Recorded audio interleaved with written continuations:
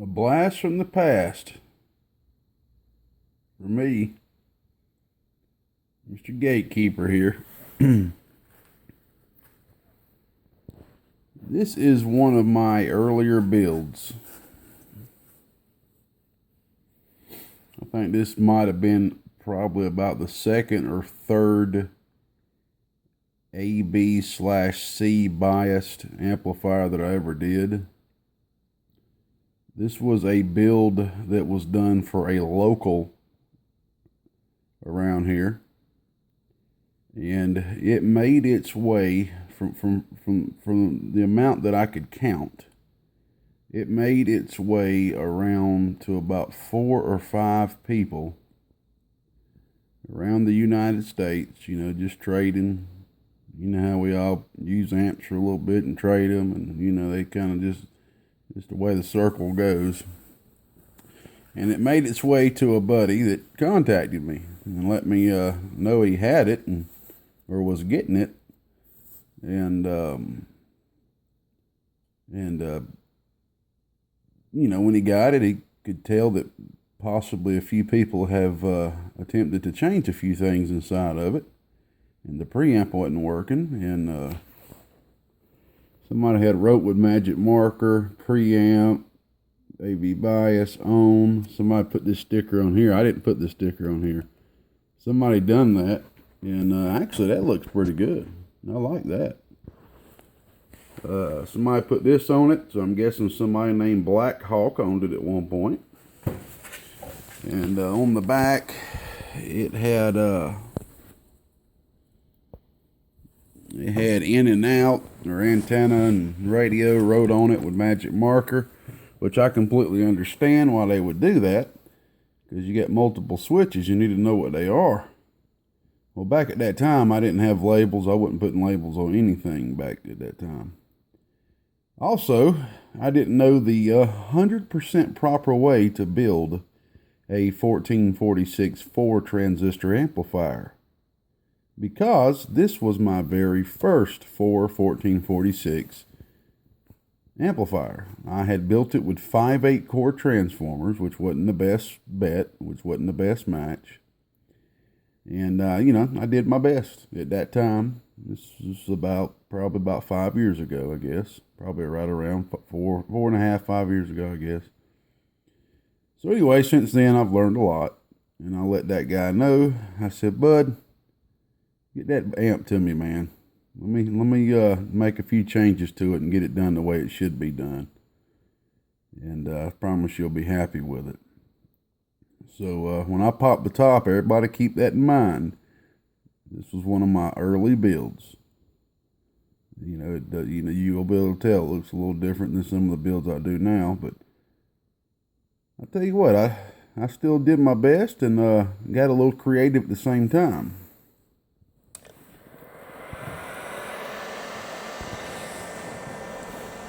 And I never did a video of this one either. I wasn't doing videos back then. And that is not a blue LED fan, by the way. I got this thing laced up with about 1, 2, 3, 4, 5, 6, 7, 8, 9 LEDs that are mounted on the board. And I got a variable. This would be a great driver. Good driver for a 12 pill. Good driver for a 16 pill, actually. It's a neat little amp. Neat little amp. And I'm glad I'm able to get this thing up and done for you, man. Every once in a while, I'll do a little bit of free Bono work. What I like to call free Bono. Meaning if there's a buddy, or I got a guy I feel sorry for, every once in a while, I'll do a little bit of free Bono work. I feel that every amp builder should do some free Bono work each year. Just like a lawyer. This is a free Bono work. If the guy wants to tip me, it's all on him. If he doesn't, I'm completely fine.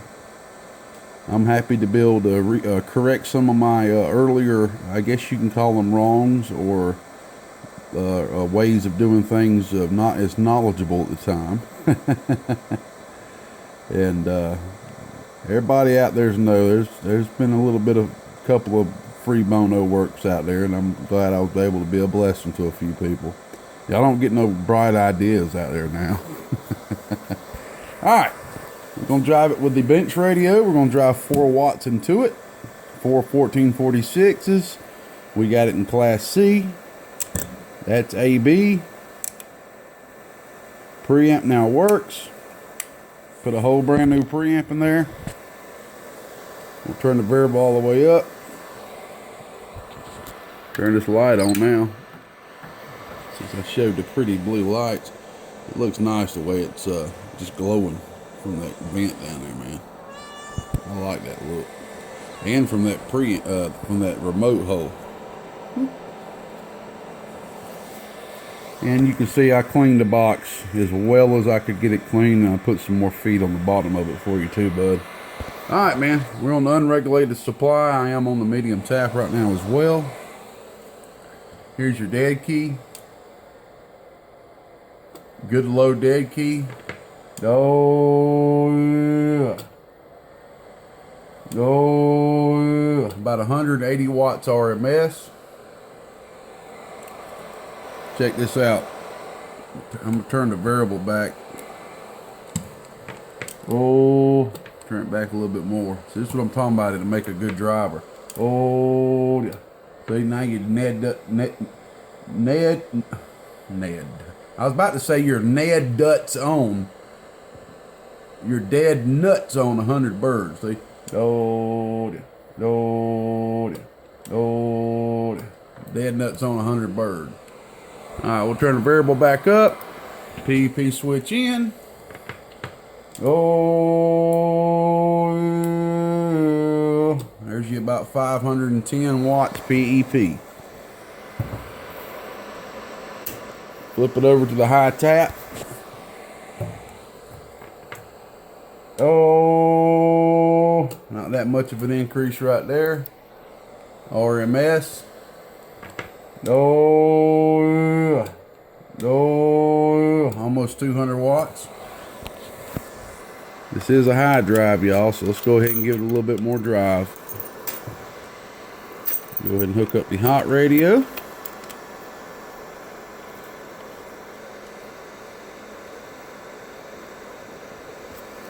Alright, we're going to go ahead and throw 8 watts RMS into it, which is peaking about anywhere from 30 to 40 watts. 1,000 watt slug still. Oh, over 300 watts RMS. This thing is blowing, boy. Oh, a little bit high on the voltage. It ain't pulling a whole lot of amperage. That's a good thing. If I put it up on AB, it'd be pulling a little bit more.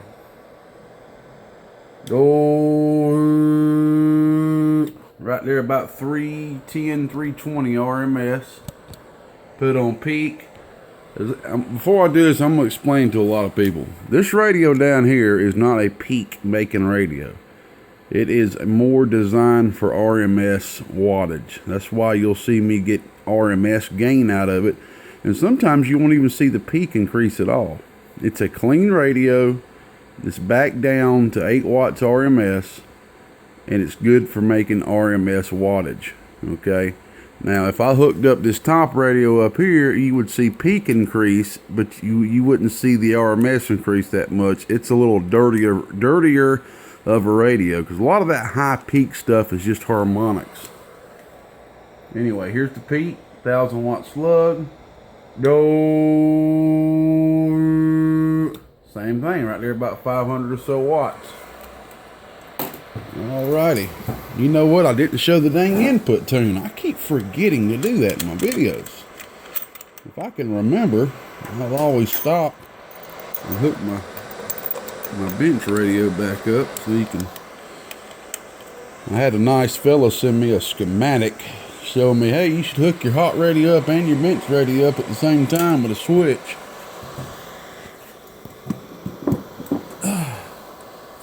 I've got my switch. Needs to be cleaned a bit, but I've got my switch. I just need to take time to do it. Let me put that back where I got that. That was quite embarrassing. All right, here's your input tune.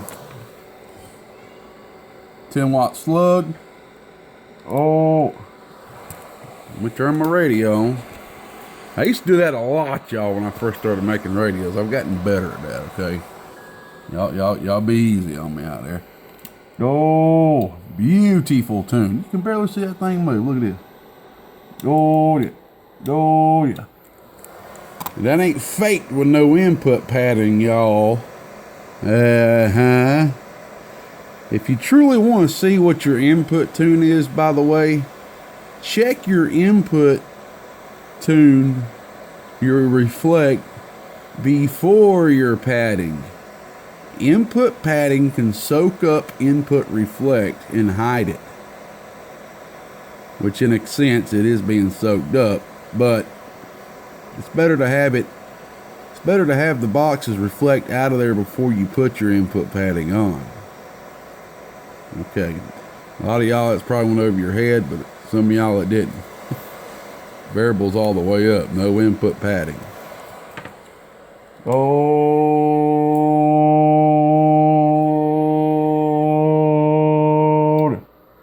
beautiful input tune. All right. There's the AB preamp.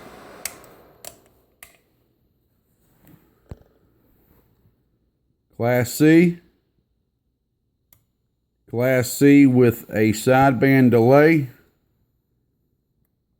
Class AB. I didn't have no sticker for that. Class C. CSSB delay. AB with SSB delay. You can have an AB bias box, y'all, with no sideband delay. That is possible. I don't know why you would, but you can. You really can. All right, let's go ahead and get this screw off here and pop the top off.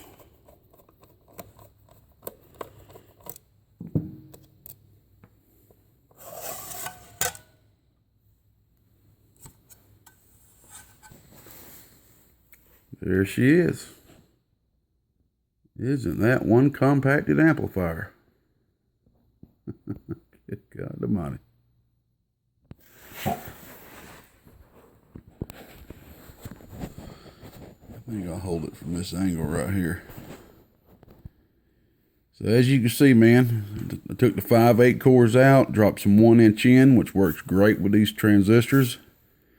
I took the old 330s out, put new 330s in here. That's what that is, the 330s.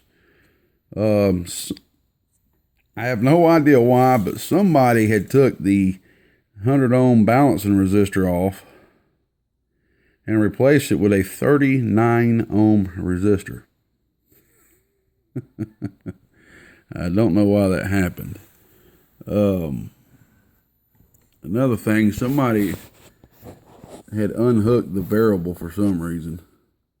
And this is an amp too that I left the trimmer in. I used to do that when I first started out. I went ahead and took that trimmer out and mic'd that in. So that's an individual tune right there, equaling with 2 resistors. These used to be the AB biasing boards that I got from my early mentor. These are the ones he used to design, called BBK-1s, I believe. And he just put all the components to the AB circuit on one board. Made it a little easier. He didn't put the SSB delay on it. He should have, but so I think I bought maybe 20, 30 of those boards. So that's back then. That's how you can tell that was back, a while ago. But there's the new preamp that I threw on there for you, bud. Before I had the dang tuning caps all the way over here, because I couldn't fit them over here. It was too big caps. I had the tuning caps right here, a wire that went over the circuit over here. Yeah, I don't do that kind of stuff no more. So the tuning cap is up under there as close to the relay as possible up under there. So go ahead and turn that thing on. Turn it on now so you can look at these LEDs.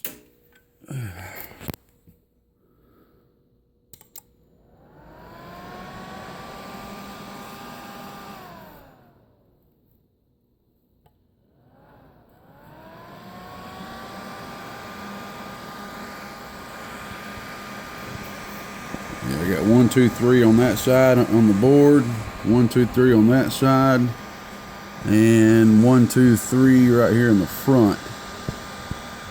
And all the wire is all, each LED has its own resistor, and it's all up under the bottom of the board.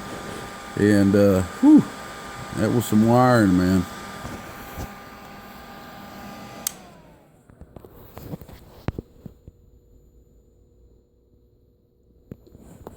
Went ahead and threw your 5-watt 100 ohm. That's my style right there.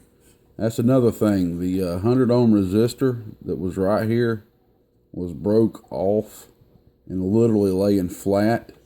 And back then I put 2-watt resistors on, and it was charred and as black as all get out. I thought it wasn't in here until I looked down and noticed that it had broke off right here and was pushed all the way down.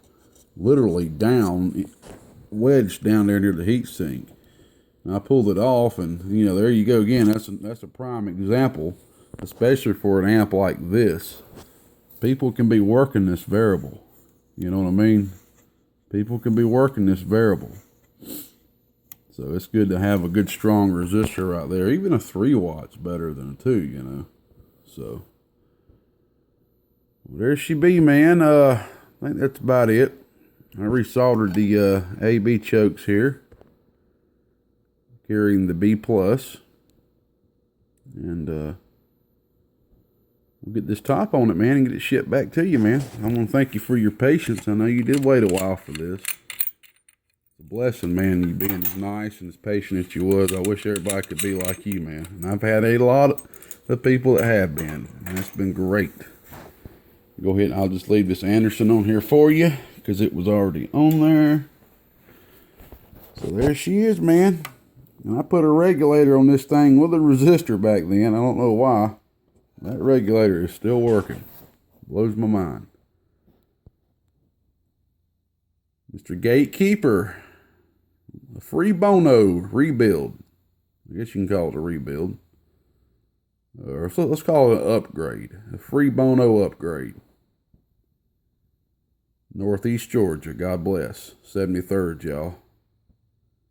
Y'all be patient with me. We real busy right now because of holidays and tax season. Give a shout out to 073. Give a shout out to Mr. Black. We'll give a shout out to Mr. Jeffro Bodine. Give a shout out to Redline, the first owner of this box. Give a shout out to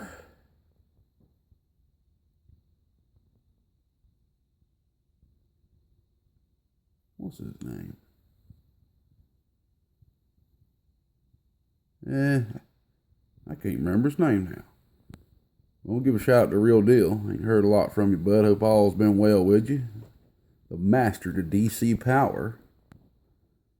And I can't remember his name. I'll remember it next video. God bless y'all. 73rd, though. Gatekeeper around Northeast end of Georgia. I'm gone. Bye-bye.